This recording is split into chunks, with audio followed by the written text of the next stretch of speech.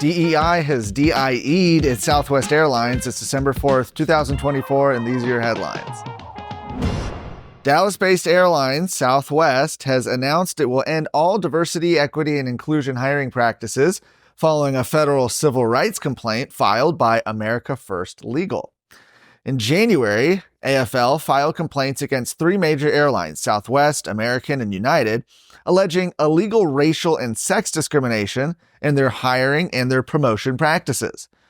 According to America First Legal, despite receiving over $330 million in federal government contracts since 2007, Southwest Airlines appeared to be engaged in discriminatory practices. Since at least 2020, Southwest has engaged, they said, in discriminatory hiring and promotion processes under the guise of creating more diverse, equitable, and inclusive opportunities in candidate pipelines.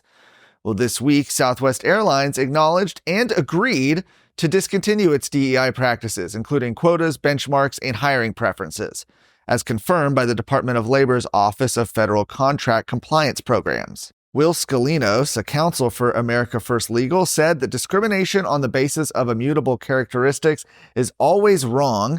AFL will continue to fight against discrimination as a substitute for merit in its employment decisions. It's not going to fly.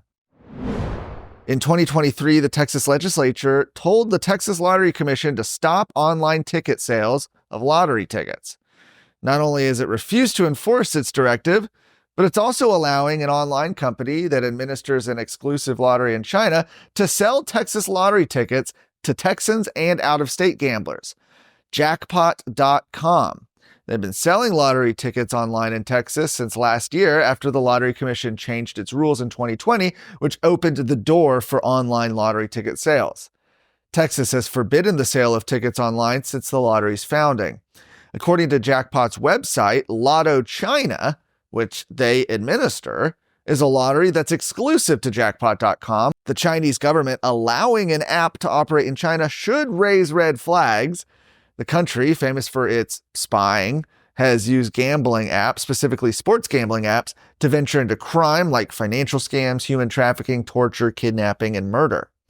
Foreign syndicates aren't the only potential buyers. Watchdogs have raised the alarm that underage buyers could also be using those apps to gamble, while others have pointed out that money laundering potential that lotteries, like other forms of gambling, give to cartels.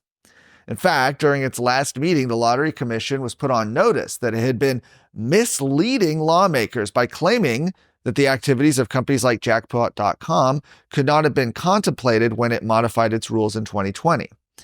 Lawmakers on the Sunset Advisory Commission have called for the agency to be reformed, but this is only a recommendation. The legislature can still opt to abolish the agency altogether next year. Hey folks, Chris Salcedo here. I've got something special for you, the Salcedo Storm podcast. As your friendly, liberty-loving Latino, I bring you a mix of engaging discussions to help us fight for our state and our conservative values. It's the perfect way to stay informed and engaged in what's happening around you. So, what are you waiting for? Don't miss out on the storm of information and entertainment coming your way. The Salcedo Storm podcast, available wherever you get your podcasts. Texas officials are reportedly considering a strategy to speed up the deportation of illegal aliens. How?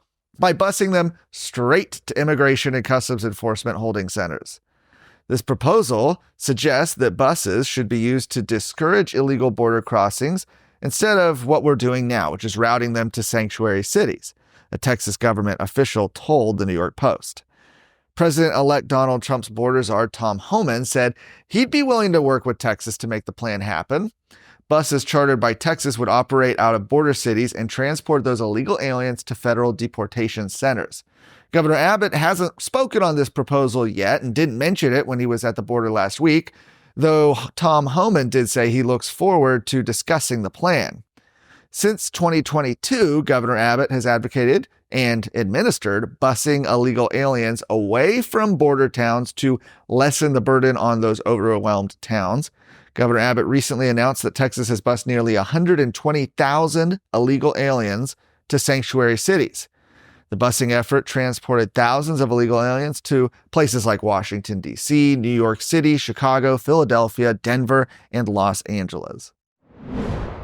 For more of today's stories, go to TexasScorecard.com.